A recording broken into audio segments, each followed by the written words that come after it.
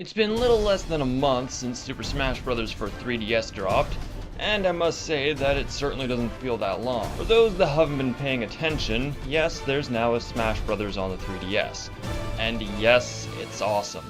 Being a longtime fan of the franchise, I can't even contemplate that there exists people that have never played a game in the series.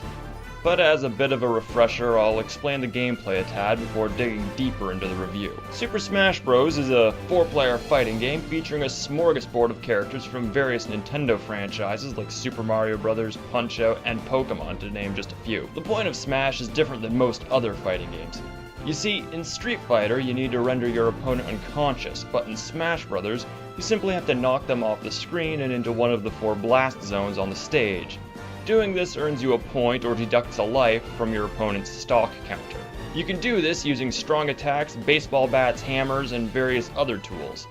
Introduced in the previous title in the series was the Smash Ball, an orb that, once broken, grants the one who destroyed it an ultra-powerful super attack.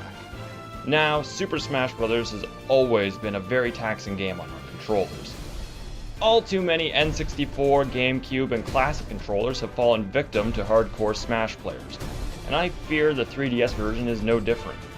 I can feel my analog slider becoming a lot more loose, even though I'm as gentle with it as I can be. This is because you have one analog stick doing the job that used to be carried out by 2. This problem is fixed by the new 3DS with its second analog slider, but I really wish we could map Smash attacks to the 3DS's much sturdier directional pad. As for new modes, we have Smash Run, a mini-game that has you traversing a large map for 5 minutes, collecting all sorts of knickknacks and doodads to buff up your fighter so that you can have an advantage during the 1-minute bout that occurs afterwards. Smash Run will feel very similar to people who have played Kirby's Air Ride, as even the game's creator said he just copied the idea from that. Unfortunately, Smash Run is nowhere near as fun or enjoyable as Air Ride's City Trial. Enemies are far too frequent and respawn even if you don't leave the screen. There's also a large amount of chance involved, as the game will drop you in front of enemies and into situations that you would normally have no issue with if you were just a tad more powered up. And while you can play Smash Run locally with 3 other players, you can't interact with them.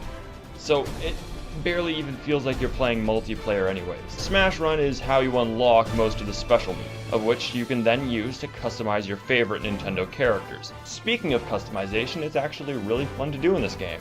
Characters like Bowser are normally incredibly slow, but you can tweak a character's stats to give them the traits that they didn't have before. This allows you to alter how much damage they do, how much damage they can take, and their speed.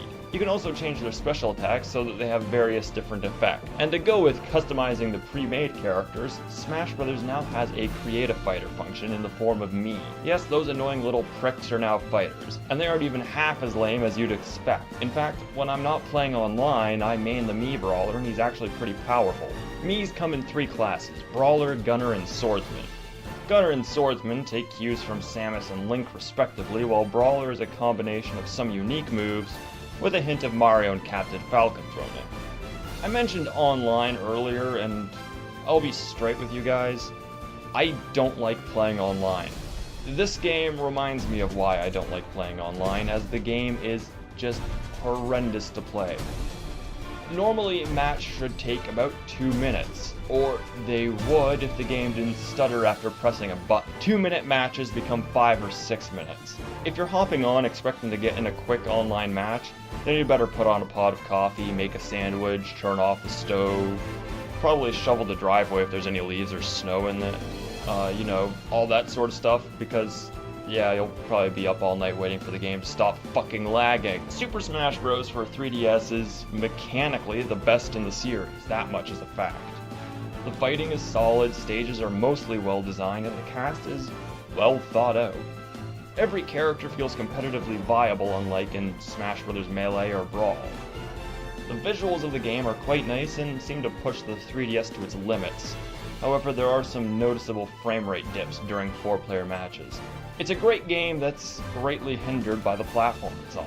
So, as it stands, it's little more than an hors d'oeuvre to get us ready for the main course that's coming next month. I highly recommend buying the game once it gets a price cut.